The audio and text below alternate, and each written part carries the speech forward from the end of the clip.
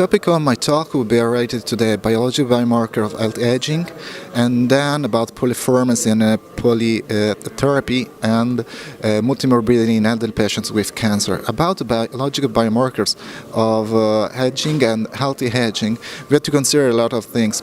Actually, there was a big shift about the culture conception of aging process.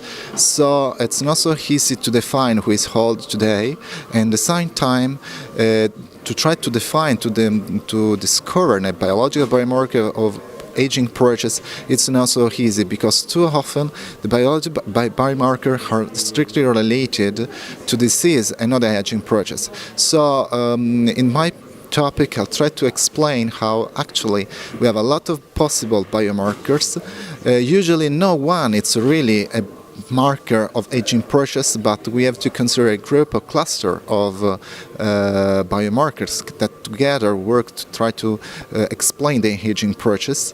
And actually the Sebastiani panel, I think, is the best way to try to understand this type of condition. The big issue of biological biomarker age-related is that the fact that are not directly related to the aging process, but often the single biomarker or the cluster of biomarker are related to disease related at the same time to the aging process. So at the end, the biomarkers permit us to define who is more at risk of a disease, as like in a cardiovascular disease or diabetes, or to lose performance, but not directly related to the aging process.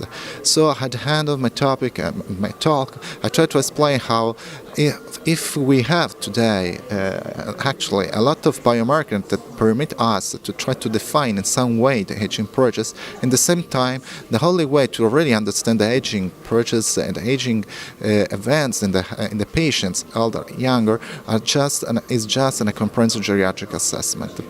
About the second part of my talk, polypharmacy and polymorbidity, we have to consider another condition. The multimorbidity or polymorbidity is just a switch of conception from an index process, an index disease surrounded by a lot of other condition, other disease, in a new situation, a new scenario in which we have to consider the single patients, the single individuals with many diseases that work together. So the two sides of the same coins are at hand. On one side, a new way to understand the comorbidity in the patients, the idea of multimorbidity.